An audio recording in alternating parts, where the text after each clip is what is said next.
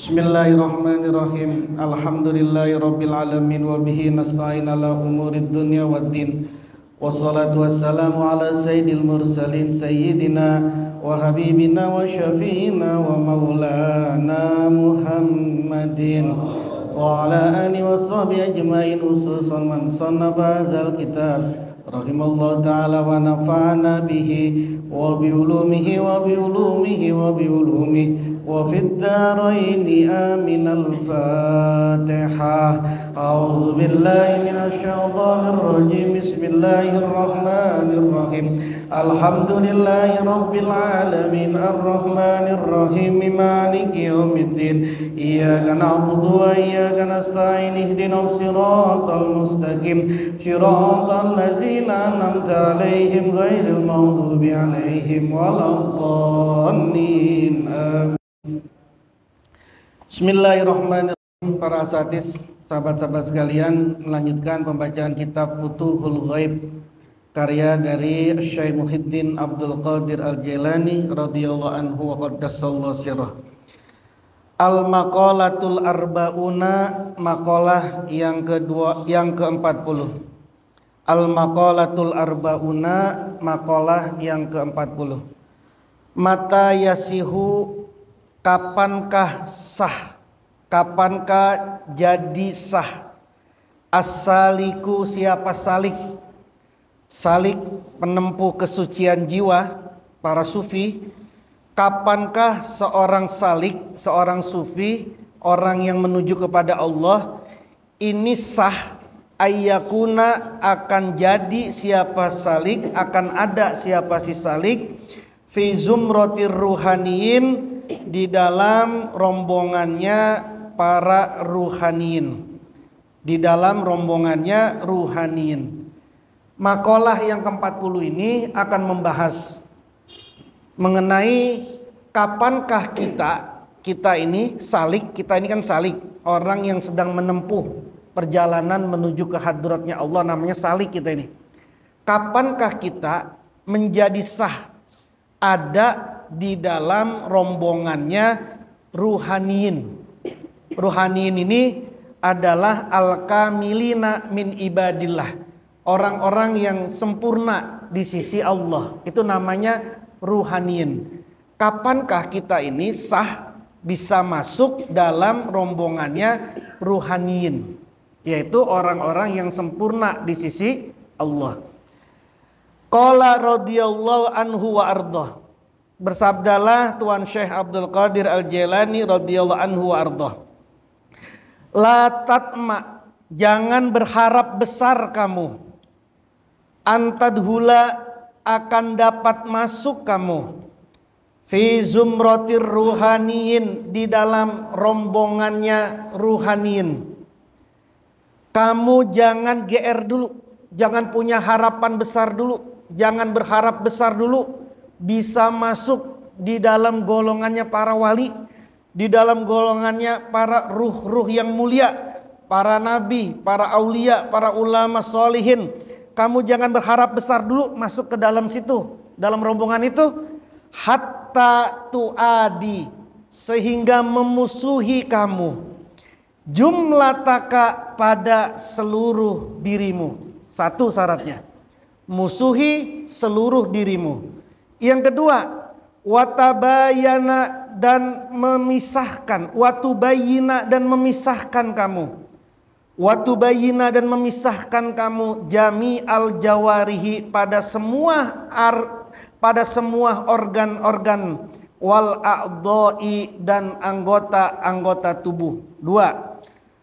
Yang ketiga, watan faridu, dan jadi terlepas kamu, watan faridu, dan jadi terlepas kamu, an wujudika, dari wujudmu, waharokatika, dan gerakanmu, wasakanatika, dan diammu, wasam'ika, dan pendengaranmu, wabasorika, dan penglihatanmu, wakalamika, dan ucapanmu, wabatsika, dan pukulanmu, wasa'ika, dan usahamu, wa amalika, dan amalmu, wa aklika, dan akalmu, wa jami'ima, dan semua sesuatu Karena yang ada apa maminka darimu, qabla wujudir ruh, sebelum adanya ruh, fika padamu, wama dan sebelum sesuatu, aujada menciptakan siapa Allah, fika padamu, ba'da nafhir ruh, setelah ditiupkannya ruh.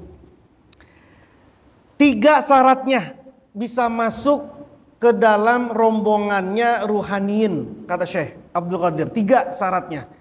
Sebelum ngelakuin 3 ini jangan berharap besar, jangan kegeeran dulu. Bisa ada dalam zumratul ruhaniyin, golongannya, rombongannya para orang-orang yang sempurna di sisi Allah. Yang pertama, musuhi seluruh dirimu. Musuhi seluruh dirimu itu, kalau dirimu ini mau sholat, lalu kemudian kita mau sholat, lalu kemudian dirimu malas, musuhin dirimu. Jangan sampai mau terlena. Kalau kita ini lagi puasa, kemudian pengennya makan, musuhi laparmu itu, musuhi perutmu itu. Lagi puasa haus, terus kemudian mau minum, musuhi, itu memusuhi itu, musuhi. Jangan jadiin temen, musuhin, diperangin maksudnya. Diperangi semua anggota tubuhmu, seluruh dirimu, diperangin. Kamu malas banget melakukan ibadah, musuhin itu dirimu itu. Tolak itu. Harus diperangin itu. Tapi kalau kemudian semua yang dimaui oleh diri kita, lalu kita turutin jadiin temen, jadiin CS, nggak bisa itu. Maka harus dimusuhin dulu pertama. Nafsu pengen melakukan sesuatu yang buruk, musuhin tuh nafsunya. Nafsu yang buruk, musuhin itu. Harus perang itu. Wajahidu anfusakum, peranglah kalian sama nafsu-nafsu kalian. Kama tujahiduna a'da'akum, sebagaimana kalian itu perang sama musuh-musuh kalian. Yang kedua, pisahkan semua anggota-anggota badanmu dan organ-organ tubuhmu. Engkau pisahkan. Pisahkan itu bukan dipotong-potong, dipisahkan. Dipisahkan itu, mata ini nggak mau melek karena ngantuk, tapi harus bangun karena harus ibadah. Perang ini sama mata ini, sama mata ini perang ini. Kaki males banget ngelangkah, mau wudhu, perangin itu anggota badannya itu. Terus pengennya kenyang mulu, nggak mau lapar. Padahal kalau kenyang mulu nggak bisa. Orang kalau perutnya penuh nggak bisa, kata Nabi. Orang yang perutnya penuh itu nggak bisa masuk ke kerajaan langit, nggak bisa itu. Orang yang penuh perutnya itu nggak bisa masuk ke dalam kerajaan langit, nggak bisa. Maka orang yang bisa mi'raj, orang yang bisa nembus ke alam situ, mesti dengan puasa. Jadi kenapa sih dikit-dikit puasa? Amalin ini sambil puasa, ngamalin ini sambil puasa. Sebab untuk ini, untuk merangin ini. Untuk merangin anggota badan, untuk merangin musuh-musuh nafsu yang ada di dalam diri kita. Makanya disuruh puasa. Tapi kalau lagi habis buka puasa, jangan dendam. Karena nanti kalau buka puasanya dendam, itu musuhnya bangkit lagi. Riyadhah 40 hari puasa. Puasa, tapi pas bukanya banyak banget makannya, malam banyak banget makannya, nggak jadi itu, nggak jadi. Kenapa? Karena nggak ada yang dipisahin sama. Makanya orang riyadhahnya kan banyak banget. Orang riyadhah perang banget. Coba lihat, makanya perlu membaca kitab-kitab sejarah para wali, para ulama, tokoh-tokoh besar. Perlu kita baca itu. Kenapa? Karena nanti ketika kita baca riwayatnya, kita baca sejarahnya, tahu gimana dulu susahnya dia riyadhah. Susahnya bagaimana itu dulu. Kayak apa dulu susahnya hidupnya itu. Untuk ngelawan nafsunya, ngelawan dirinya, ngelawan sesuatu yang ada di tubuhnya sehingga terpisah. Yang ketiga, sendirikan, lepaskan wujudmu. Udah nggak ada lagi aku, gua ini udah nggak ada, akunya ini udah nggak ada. Itu dilepas, wujudmu itu dilepas. Saya ini nggak punya apa-apa, nggak bisa apa-apa, nggak mau apa-apa. Itu namanya terlepas dari wujud. Gerakan kita ini bukan gerakan nafsu, diamnya kita bukan diamnya nafsu. Pendengaranmu ini dilepas, Jangan cuma mau yang mendengar sesuatu yang enak bagi nafsumu, tapi nggak mau mendengar sesuatu yang yang bisa memerangi nafsumu. Pendengaran, penglihatan juga sama. Ngelihat TikTok kuat banget 2 jam itu. Giliran baca Quran, baca kitab begini-begini matanya. Kan harus diperangin itu, dilepas gitu, dilepas. Matamu, pendengaranmu, ucapanmu, perbuatanmu, usahamu, akalmu, semuanya harus dilepas. Dilepas, udah nggak ada lagi kita gitu. Udah nggak ada lagi. Kita mau melakukan sesuatu ini udah nggak ada. Kenapa semua ini harus dilakukan? Li'anna jami'a zalika. Karena bahwasanya semua itu dari wujud kita, gerakan kita, diam kita, dengar kita, pendengaran kita, ucapan kita, dan semua anggota tubuh kita ini, hijabuka, itu adalah hijabmu, penghalangmu, an rabbika, dari Tuhanmu, azza wa jalla. Karena semua anggota badan kita ini bisa menjadi hijab, bisa menjadi penghalang dari Allah Subhanahu wa ta'ala. Coba aja mata ini, mata kita ngelihat sesuatu, kalau kemudian nggak dilepas nafsunya, maka pasti penglihatan kita akan menghijab kita dari Allah Subhanahu wa ta'ala. Kenapa? Karena ngelihatnya nggak pakai filter, ngelihatnya nafsunya masih ikut, nggak dilepas. Ngelihatnya bukan karena ngelihat karena Allah, tapi ngelihatnya karena nafsu. Ngomongnya bukan karena Allah, tapi karena nafsu. Orang ngomong karena nafsu, orang ngomong pakai nafsu, itu udah terhijab dia dari Allah. Jadi betapa susahnya ini ngelepasnya nih. Kalau ini nggak dilepas, 3 hal ini nggak dilepas, maka nggak bisa itu masuk. Ngelepas ini, itu kalau bahasa kitanya tadi dengan riyadhah. Makanya ulama-ulama banyak banget yang riyadhah. Syekh Abu Bakar Dulab As-Sibli zikir, depannya itu ada garam. Ketika dia mulai ngantuk-ngantuk, diambil garam, diginin muka matanya, diucap-ucapin. Ya Anda nggak usah perlu ekstrim begitu-gitu juga gitu. Tapi pakai air ya, coba. Lagi ngantuk, kemudian ambil air untuk membasuh ke muka, itu aja perjuangan itu. Udah perjuangan itu. Nah, ada nggak perjuangan kita ngelawan itu gitu? Ada nggak perjuangan kita untuk ngelawan mata, ngelawan kuping, ngelawan kaki, ngelawan tangan, ngelawan semua? Ada nggak perjuangan itu gitu? Kalau nggak ada, kata Tuan Syekh, kamu jangan berharap besar dulu bisa masuk di zumratir ruhanin. Kenapa? Karena belum satu frekuensi, belum sampai satu frekuensi. Kenapa? Karena itu yang membuat hijab kita, membuat hijab. Namanya juga ruhanin. Jadi kalau yang sering kita sampaikan begini kan, manusia itu kan ada 2, ada jasad, ada ruh. Kalau ruhnya disandra sama jasadnya, maka ruhnya nggak bisa terbang kemana-mana. Ruh pengen sholat, kaki berat banget rasanya. Ruh pengen ngaji, mata berat banget rasanya. Ruh pengen sedekah, tangan berat banget sedekahnya, geraknya. Berarti ruhnya disandra sama jasad. Bagaimana mungkin ruhnya bisa masuk terbang bersama dengan masuk kelompoknya para ruh-ruh yang suci ini? Dia keluar aja nggak bisa gitu. Maka ruh itu harus menjadi panglima.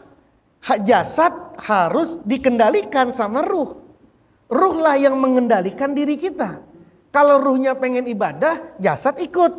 Kalau ruhnya ini menolak keburukan, jasad enteng. Berat dia untuk melakukan sesuatu. Kenapa? Karena dia tunduk. Tangannya tunduk sama ruhnya. Matanya tunduk sama ruhnya. Kakinya tunduk sama ruhnya. Kalau udah seperti ini, berarti ruhnya sudah berhasil keluar. Masuk dia ke golongan ruhaniin. Sekarang kita tinggal lihat diri kita masing-masing. Kalau ruh kita ini pengen sesuatu yang baik, jasad kita menolak apa enggak? Kan gitu.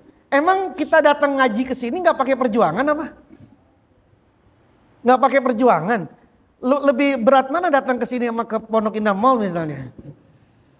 Ya lebih berat ke Pondok Indah Mall lah, nggak punya duit. Ya. Tapi maksudnya yang mana gitu ya? Yang mana? Kan kita bisa ngukur sih. Kita bisa ngukur. Kalau jasad ini kayaknya berat banget melakukan kebaikan, sementara kalau melakukan keburukan, melakukan yang bukan ibadah, jasad kok enteng banget. Berarti ruh kita masih disandra sama jasad. Kalau ruhnya masih disandra sama jasad, cara ngeluarinnya ya tiga ini tadi nih. Musuhi seluruh dirimu, pisahkan semua anggota-anggota badanmu, lepaskan semua wujudmu. Nggak ada lagi akunya. Ini gua ini karena saya, ini karena kaku, karena begini. Itunya lepas semua, nggak ada lagi aku udah nggak ada, saya ini udah nggak ada, lepaskan itu semua. Kalau ngomong ya ngomong bukan karena nafsu, kalau pengen jalan, pengen usaha, pengen beramal, pengen dagang ya bukan karena nafsu, karena pengen beribadah, lepasin dulu semua itu. Kenapa? Karena itu menjadi hijab. Tiga itu orang baru bisa masuk ke zumratul ruhaniyin. Dan ini bukan pekerjaan sehari 2 hari, bukan pekerjaan setahun 2 tahun ini, pekerjaan lama ini. Pekerjaan lama. Syekh Bahauddin An-Naksabandi, Imam Naksabandi, ketika mau belajar sama gurunya Amir Kulali, 7 tahun disuruh ngurus anjing liar. Di Uzbek itu kan banyak anjing memang, karena mazhabnya kan beda. Mazhab Hanafi yang boleh. Ketika mau belajar sama gurunya, suruh ngurusin anjing liar dulu. Bukan setahun 2 tahun itu, 7 tahun coba. Apa pernah ada guru yang melakukan, yang menyuruh gitu? Tuh kucing-kucing liar lu urusin semua dulu. Kalau udah 7 tahun baru kemari gua ajarin sini. Apa ada yang begitu? Gak ada. Kenapa itu dilakukan? Bukan iseng-iseng aja itu. Untuk ngancurin yang ada dalam dirinya dia ini loh. Buat ngancurin yang ada dalam diri dia. Egonya semuanya dihancurin dulu. Sunan Kalijaga suruh diem dulu coba. Padahal dia tuh anaknya Raden itu. Anaknya penguasa saat itu. Terus kemudian disuruh duduk di pinggir kali itu. Suruh tunduk di situ. Emang gak ngancurin harga dirinya itu? Ngancurin keegoannya, keakuannya. Biar gak ada itu, biar dilepas semua di situ gitu. Baru kemudian masuk dia ke zumratur ruhani. Tapi kalau kemudian gak ada usaha-usaha kayak begini 3 ini, jangan ngayal dulu kata Syekh Abdul Qadir. Jangan berharap besar dulu untuk bisa gabung bersama dengan zumratur ruhaniyin. Fa iza sirta ruhan munfaridatan, maka jika kamu sudah jadi ruhan munfaridatan, ruh yang sendiri. Kalau kamu sudah menjadi ruh yang berdiri sendiri, atau kalau bahasa kitanya tadi, ruhmu sudah menguasai jasadmu, ruh kita ini sudah menguasai jasad kita. Sirri, engkau sudah jadi sirri, rahasianya rahasia. Goibal goibi, goibnya yang goib. Maksudnya engkau ini sudah fana, sudah sirna, sudah nggak ada, diri kita ini sudah nggak ada, sudah sirna, udah fana.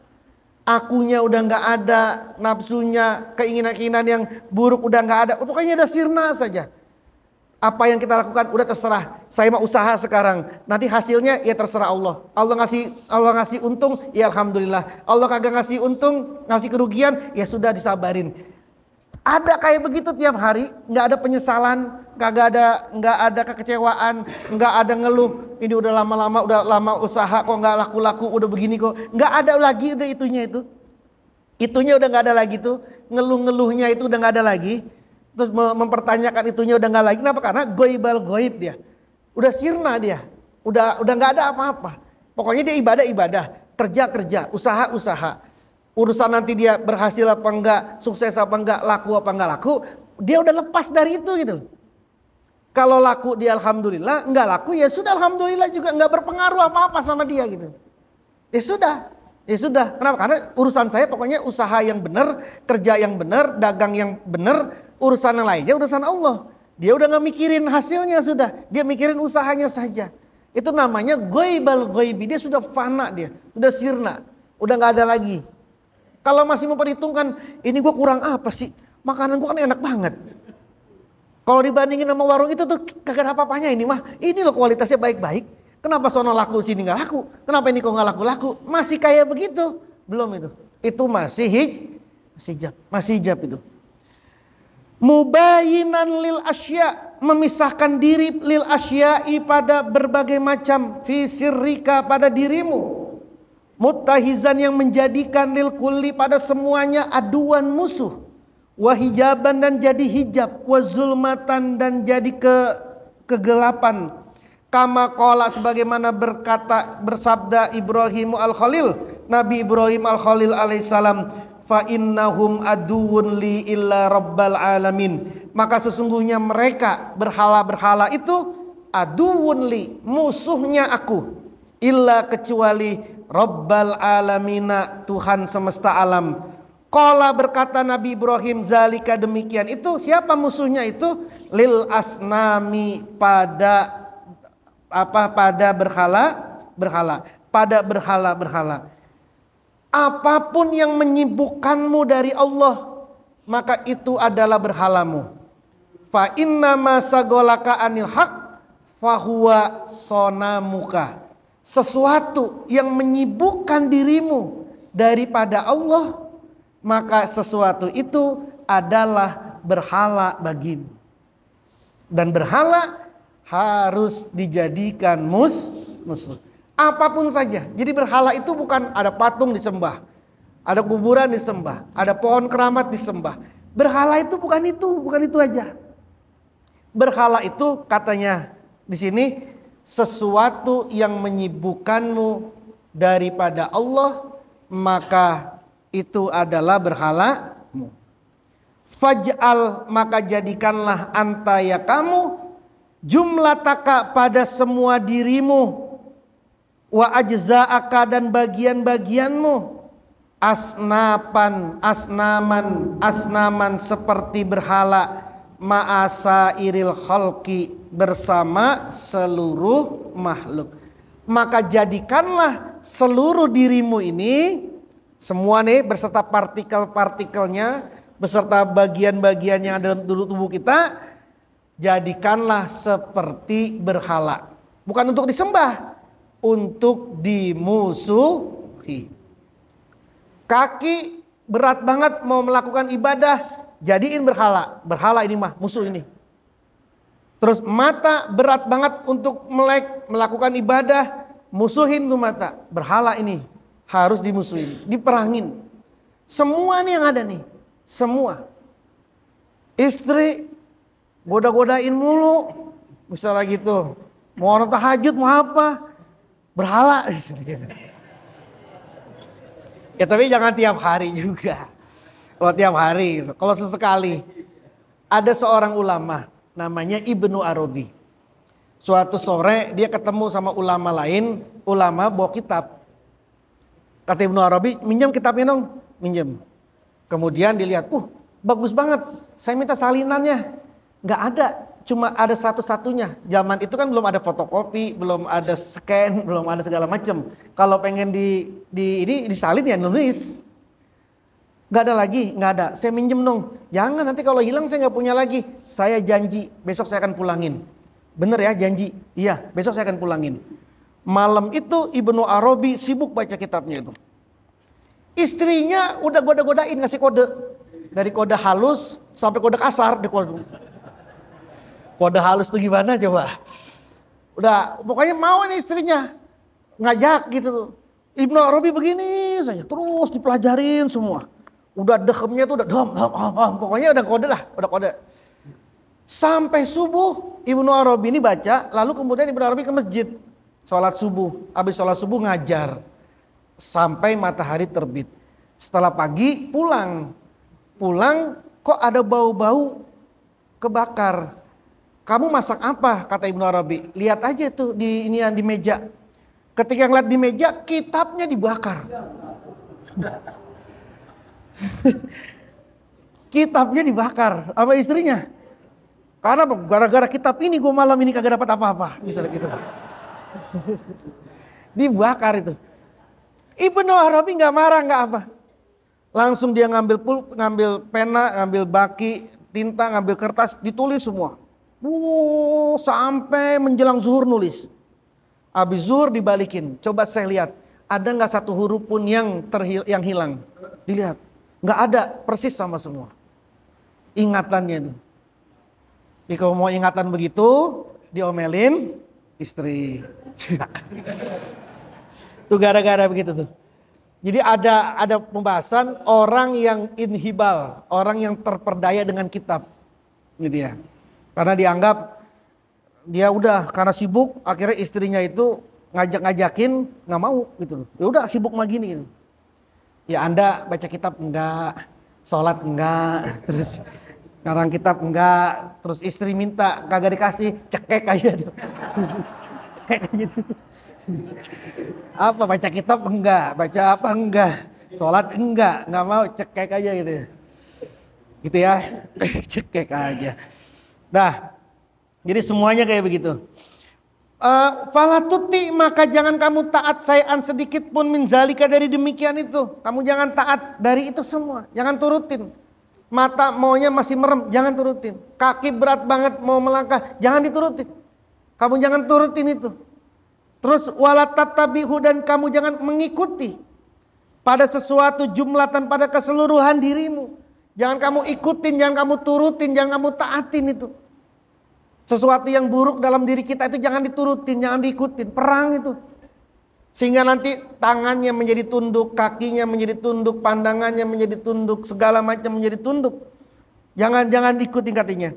Fahina izin, maka tatkala itu, kalau kita udah berhasil menundukkan anggota badan kita nih, anggota badan kita udah kita tundukkan, sehingga jasadiah kita ini tunduk sama ruhaniah kita, maka saat itu, tatkala itu, tu'manu, dipercayai kamu, diberikan kepercayaan kamu, alal asrori, atas berbagai macam rahasia Allah, wal ulumi alladuniyati, dan ilmu laduni, wa ghoraibiha, dan keasingannya ilmu laduni, wa yuraddu, dan akan diberikan, dipasrahkan, ayyuwafidu, wa yuraddu, dan akan dipasrahkan, ilaika, padamu, at-takwinu, apa kemampuan mencipta, wa kharqul adati, dan kemampuan dipasrahkan, wa kharqul adati, dan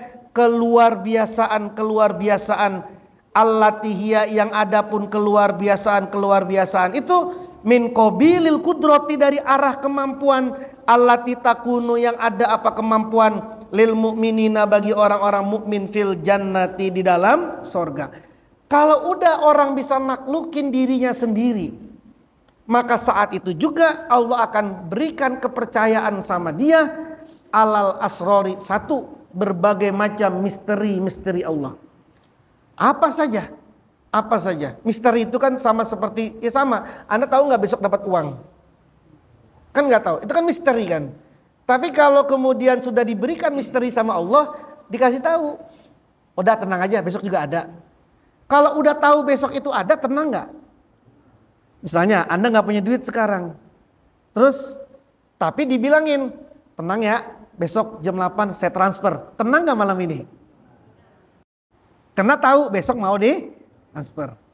Tapi kalau kemudian nggak punya duit, malam ini nggak ada informasi mau transferin, tenang nggak malam itu? Kenapa? Karena nggak tahu misteri itu. Maka orang yang tahu misteri itu sebenarnya tenang, jadi tenang hidupnya, jadi kuat hidupnya itu. Terus apalagi? Dapat ilmu laduni. Ilmu laduni dan kegaiban, keasingan, kegoriban ilmu itu dapat ya. Dapat apa lagi? Takwin. Takwin itu kemampuan kun fayakun. Dia mau sesuatu, ada itu. Dia pengen sesuatu, ada sesuatu itu. Dia nggak mau sesuatu, nggak mau terhilang sesuatu itu. Kemampuan kun itu, kemampuan takwin itu. Wa kharqul adat, diberikan karomah, keluar biasaan. Tapi syaratnya apa tadi itu? Syaratnya tadi itu. Dilepasin semua itu. Dilepas. Nggak mungkin orang punya karomah, orang punya keluar biasaan, orang punya kemampuan kedikdayaan, kalau kemudian dia tidak riadoh dulu, nggak ada. Nggak ada orang diberikan karomah, keluar biasaan, karomah itu kalau nggak melalui tirakat, riadoh, nggak ada itu. Karomah itu buah daripada riadoh.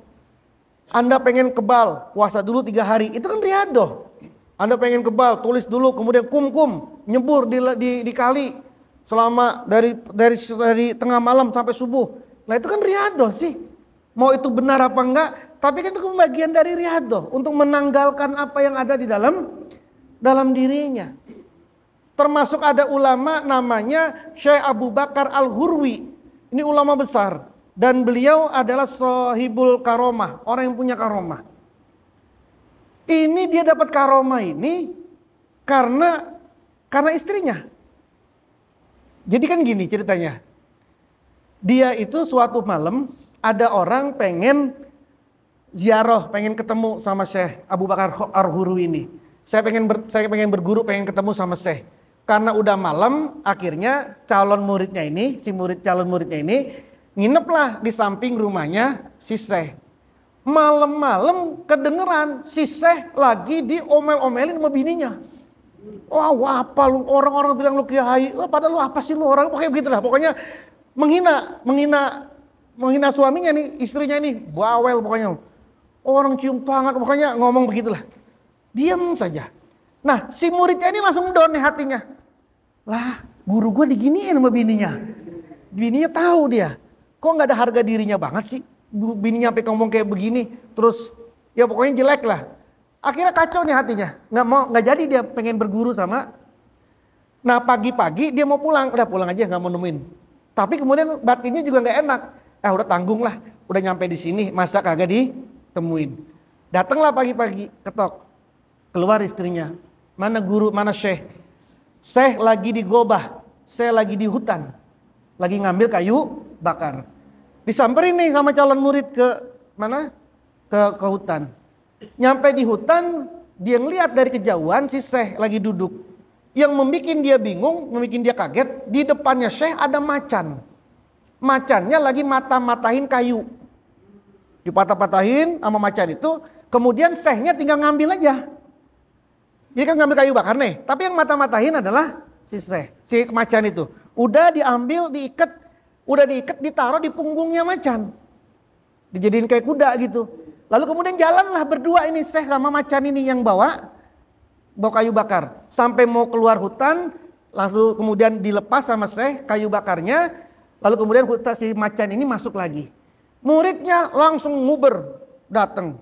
Cium tangan sama si Syekh. Lalu kemudian bilang, iya Syekh, bimanil tahazil karomah.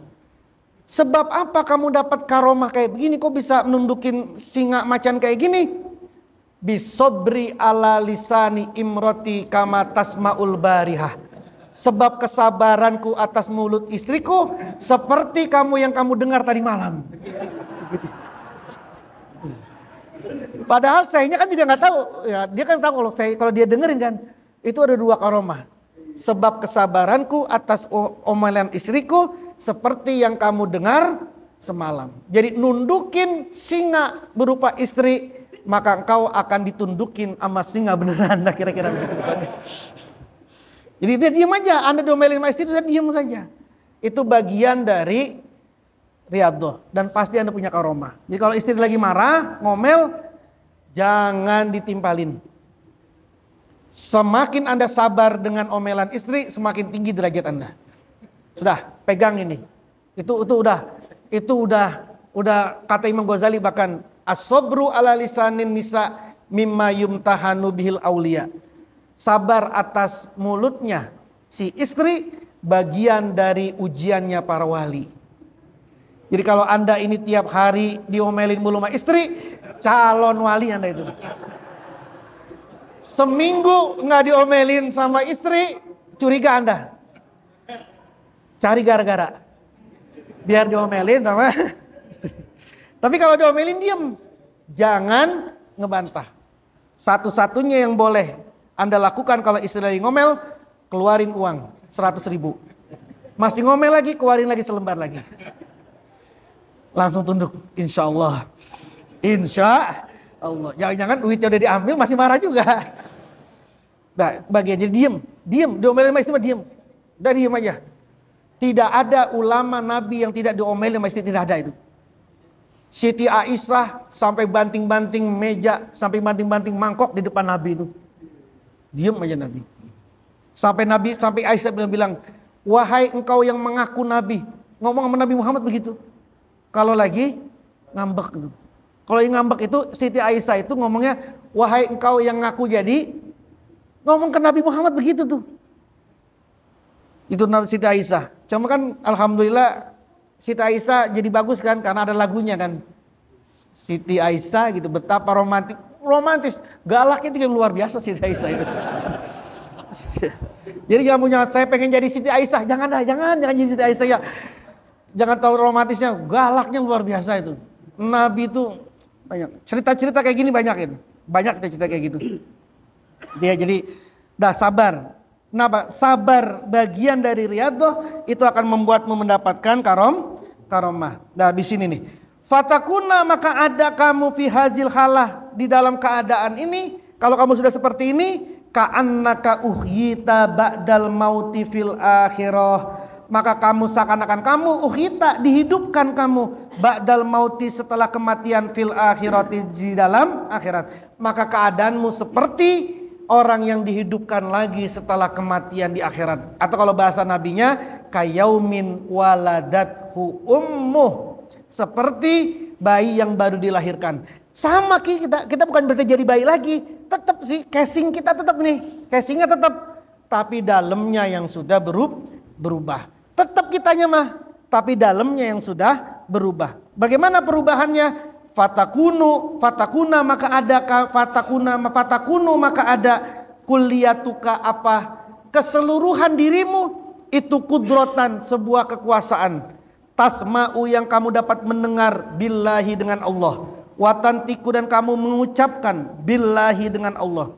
Watubsiru, dan kamu melihat, billahi, dengan Allah. Watubtisu, dan kamu memukul, billahi, dengan Allah. Watas'a, dan kamu berjalan, billahi, dengan Allah. Watakilu, dan kamu berpikir, billahi, dengan Allah. Watatma'innu, dan kamu jadi tenang. Wataskunu, dan kamu diam, billahi, dengan Allah. Pendengaranmu, ucapanmu, penglihatanmu, tanganmu, usahamu, akalmu, diemmu, semua sudah bersama dengan Allah. Ini yang sering ayatnya kita sampaikan. Pendengaranmu menjadi pendengaran Allah, penglihatanmu menjadi penglihatan Allah, tanganmu menjadi tangan Allah, kakimu menjadi kakinya Allah. Semua ini sudah berubah esensinya. Bukan kita lagi, fisiknya masih tetap kita, tapi dalamnya semuanya sudah berubah bersama dengan Allah. Fata'ma, maka kamu jadi buta, ansiwahu, dari selain Allah. Kita sudah tidak terlihat lagi kecuali Allah. Melihat ini, melihat ini, melihat ini, melihat itu, yang kita lihat adalah Allah Subhanahu wa taala. Watasummu, dan kamu menjadi tuli, anhu, dari Allah. Fala taro, maka kamu tidak bisa melihat ligoirihi, pada selainnya Allah, wujudan, wujud apapun. Kita udah gak bisa ngeliat apapun. Yang kita lihat ini Allah, yang kita lihat ini Allah. Ya bukan berarti Allah wujudnya. Yang kita ngeliat ini adalah ekspresi dari Allah. Apa namanya, tajalinya Allah. Kalau udah ngeliat tajalinya Allah, berarti bukan nafsu lagi udah. Yang dilihat adalah zatnya Allah. Apa namanya, tajalinya Allah. Kita ngeliat ini Allah, ngeliat ini Allah. Kesadarannya penuh sudah bersama dengan Allah. Tapi ma'ahibzil hududi, bersama menjaga batasan syariat, wal awamiri, dan perintah, wan nawahi, dan larangan. Tapi tetap orang yang kayak begini tetap dibatasin. Dia tetap menjaga batas syariat, menjaga perintah Allah, menjaga larangan Allah. Kenapa? Karena banyak orang yang kayak begini lepas. Kenapa nggak sholat lagi? Ngapain saya sholat? Saya udah bersama kok dengan Allah. Saya udah dibilang Allah nggak usah sholat lagi. Kenapa begini? Saya udah diperbolehkan. Saya udah bersama dengan Allah, udah nggak ada lagi hukum saya. Sholat akhirnya enggak, melakukan keburukan atas nama Allah. Kenapa? Karena merasa dirinya adalah sudah bersama dengan Allah. Sholat enggak, apa enggak, ini kan yang terjadi itu. Kalau dulu terjadi namanya ngeling, jamaah eling, orang-orang yang cukup ingat saya udah bersama dengan Allah. Sholat enggak, apa enggak gitu. Nah ini enggak, tetap pada batas-batas syariat, perintah dan larangan. Kenapa? Nabi Muhammad saja yang sudah dijamin surganya sama Allah, sholatnya banyak, zikirnya banyak, istighfarnya setiap hari nggak kurang dari 70, itu pun sambil nangis. Padahal Nabi Muhammad liyaghfira lakallahu ma taqaddama min dzanbika wa ma, yang lalu udah dihapusin dosanya, yang akan datang udah dihapusin dosanya. Tapi kalau baca istighfar pasti nangis. Kita yang belum tentu dihapusin, baca istighfarnya biasa-biasa saja. Itu nyontohinya kepada baginda Rasulullah Muhammad sallallahu alaihi wasallam. Fa inin khorama, maka jika terlepas fika pada musaiun apa sesuatu minal hududi dari batas. Kalau kamu ini terlepas dari batas, keluar dari batas syariat tadi, fa in fa'lam, maka ketahuilah annaka, bahwasanya kamu itu maftunun, diuji, mutala ibatun, yang dipermainkan, bika denganmu, asyayatinu, siapa? Setan.